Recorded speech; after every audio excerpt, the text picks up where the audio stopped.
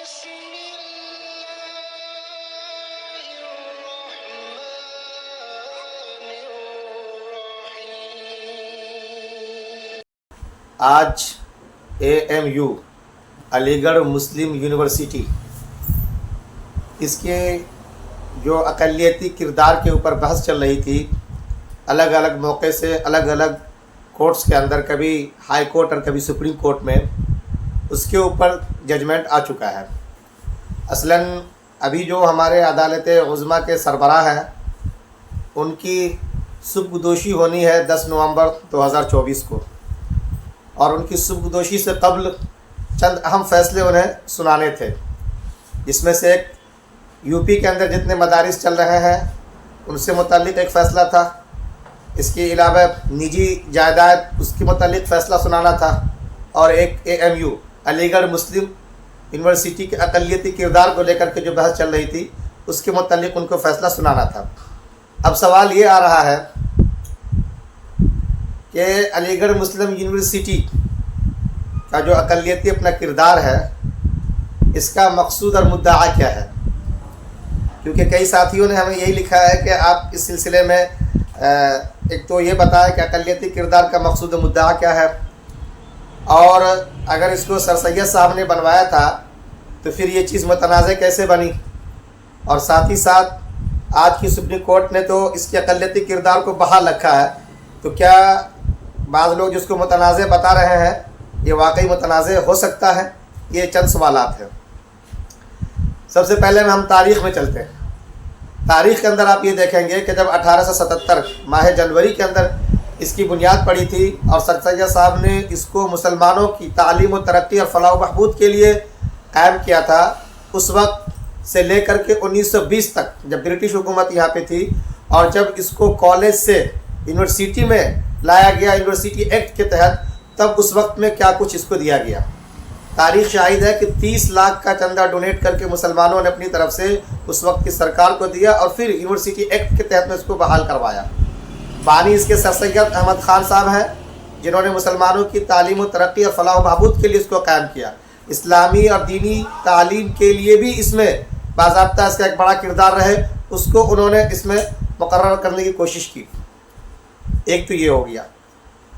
اب جب یہ سب کچھ چلتا ہوا ٹھیک ٹھاک چل رہا تھا، تو 1965 کے اندر جو وزیر تعلیم تھے عبدالکریم چھاگلا، ان کے پہل پر باضابطہ اس کے اقلیتی کردار پہ حملہ کیا گیا، اور اس نے کہا کہ بھائی اس کو ختم کر دیا جائے۔ اب ظاہر سی بات ہے AMU کے جتنے بھی وابستگان ہیں، جتنے ان کے فرزندان ہیں، اور بھی جتنی بھی اقلیتی تنظیمیں ہیں، وہ اس پہ خاموش تو نہیں بیٹھ سکتی تھی، ان کی اپنی چیز تھی، کوئی بھی انسان اپنی چیز کو لوٹتا ہوا کیسے دیکھ لے۔ ان لوگوں نے ایک تحریک چھیڑ دی، اور وہ تحریک اتنی لمبی چلی کہ 1980 تک، جب تک کہ اس وقت کی سرکار نے یہ لوگوں کو کہہ نہیں دیا کہ بھائی ہم اس کے اقلیتی کردار پہ آرڈیننس لانے جا رہے ہیں، آپ لوگ پیچھے ہٹ جائیں، اور پھر 1981 کے اندر باضابطہ اقلیتی کردار کی بحالی کا آرڈیننس لایا گیا، اور یہی نہیں، اس میں باضابطہ اس کا اضافہ بھی کر دیا گیا کہ آرٹیکل 30 کے تحت میں اس کی اقلیتی کردار کو باقی رکھا جاتا ہے، اور دوبارہ اسی پہ ہم اس کو بحال کرتے ہیں جس طرح سے چلا آ رہا تھا۔ لیکن بدقسمتی سے وہ چیز باقی نہیں رہی، آگے چل کر کے اس میں الگ الگ موڑ آتے چلے گئے۔ کبھی آپ اس سلسلے میں دیکھیں گے تو 2005 کا معاملہ، اس میں جب مسلم میڈیکلز کے اندر جو اسٹوڈنٹس ہوتے ہیں ان کے لیے جو 50% اقلیتی کردار کی وجہ سے جو سیٹیں ریزرو تھی، نریش اگروال نامی نے حکومت ہند سے مطالبہ کرتے ہوئے جا کر کے کورٹ میں یہ رکھ دیا کہ بھائی اس پالیسی کو ہٹایا جائے، ریزرویشن پالیسی کو۔ تو پھر 2006 کے اندر جو الہ آباد ہائی کورٹ کا مسئلہ سامنے میں آتا ہے، اس نے اقلیتی کردار کو دوبارہ پھر ختم کر دیا۔ پھر اس پہ بحث چلی، اور اس وقت کے جو لوگ تھے AMU سے وابستہ اور مسلم تنظیمیں، خود اس وقت کی جو سرکار مرکزی، وہ اس کو لے کر کے سپریم کورٹ چلی گئی، اور پھر یہ چلتا رہا۔ سپریم کورٹ کے اندر یہ جو موجودہ سرکار آئی 2016 میں، اس نے اپنے آپ کو پیچھے کر لیا کہ بھائی ہم پیچھے ہٹ جاتے ہیں، لیکن جو لوگ وابستہ تھے، مذہبی تنظیمیں جو اس سے جڑی ہوئی تھی، وہ لوگ باقی لگے رہے وہاں پر۔ اور اس وقت میں پھر بات یہ آئی کہ ٹھیک ہے، ریزرویشن پالیسی کو تو روک دیا جائے، ہٹا دیا جائے، تاہم اس کو لارجر بینچ پہ بھیج دیا جائے، اور پھر وہ چلتا رہا۔ 2019 کو دیکھ لیں، 2023 کو دیکھ لیں، اور آج 2024 کے سامنے ہم لوگ موجود ہیں۔ تو یہ الگ الگ مرحلے میں یہ بات سامنے میں آتی رہی، اس کے خلاف جتنے بھی پہلے فیصلے ہوئے ان فیصلوں کو سامنے لایا جاتا رہا۔ ادھر سے کورٹ کبھی اس کو फैसले को ओवर रूल कर देती थी, हटा देती थी, कहती थी अक़लियती किरदार का कोई मसला यहाँ पर नहीं रह जाता। और फिर हुआ ये कि इस वक्त की मौजूदा हुकूमत ने ये कह दिया कोर्ट के अंदर कि भाई इसको बाज़ाब्ता सरकार चलाती है, सरकार के फंड से इसको चलाया जाता है, तो फिर इसको अक़लियती किरदार रहने का क्या मतलब है?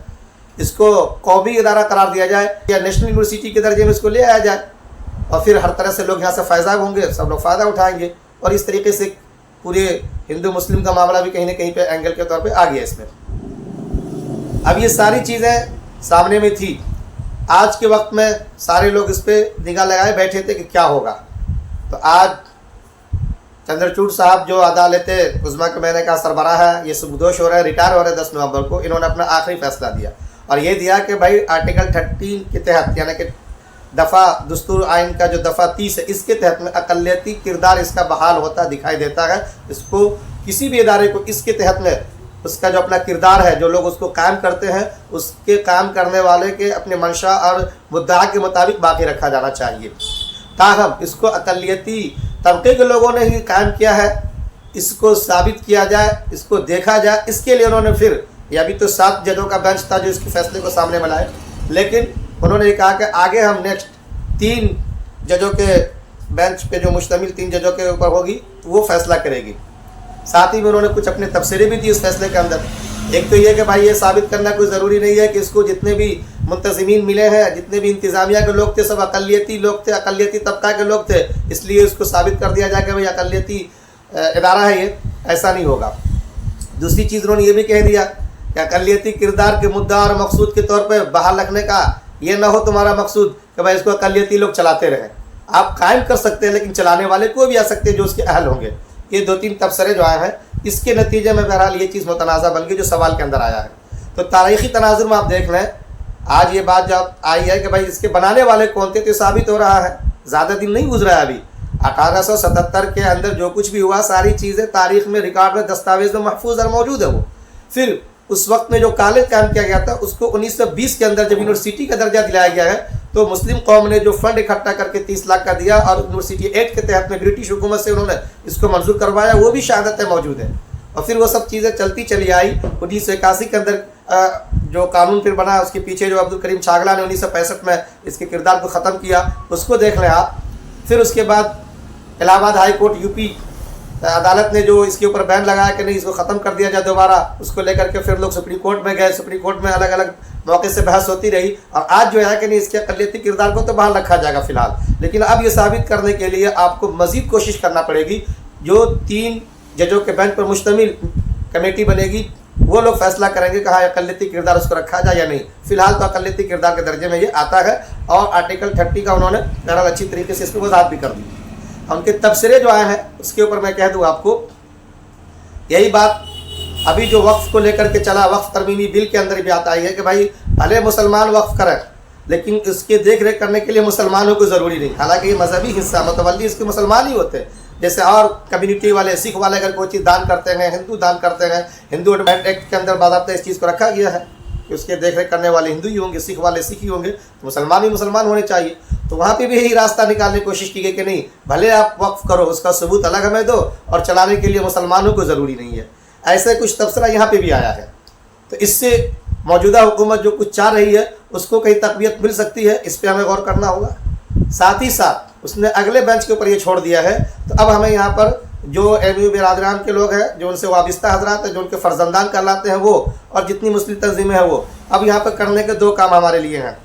सबसे पहले तो ये कि जिस तरीके से बड़ी आपने हिम्मत के साथ, जुर्रत के साथ डट करके सुप्रीम कोर्ट के अंदर अपनी सारी बातें रखी हैं, अब जो टास्क आपको दिया गया है कि इसके काम करने वाले वाकई अक़लियती तबके के लोग थे, उनसे लेकर अब तक सारी तारीख़ी दस्तावेज़ और मजबूत ठोस एविडेंट के साथ मज़ीद आपको तैयारी करनी पड़ेगी। उस तैयारी में हम लोग जुट जाएँ।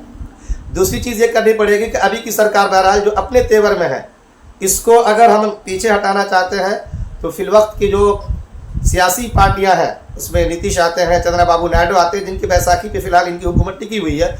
इनसे मिलकर कह सकते हैं कि भाई अभी देख लें इसके अक़लियती किरदार को। तब सुप्रीम कोर्ट ने भी मान लिया है कि भाई इसके वाक़ई रखा जाए। आर्टिकल 30 का उन्होंने हवाला भी दिया है और ये चीज़ें बिल्कुल आया है किसने बनाया है और किस तरीके से डोनेशन देकर यूनिवर्सिटी बनाया है इसको, और अब तक उसको कैसे चलाते हम लोग आए हैं। اس چیز کے بارے میں ان سے بھی ہم لوگ کو جا کر کے بات چیت کرنی پڑے گی، ان کو آمادہ کرنا پڑے گا، تاکہ موجودہ حکومت کے جو اپنے تیور ہیں ان کو سمجھا سکے اور ان کو اس چیز پہ ضد کرنے سے وہ روک سکے۔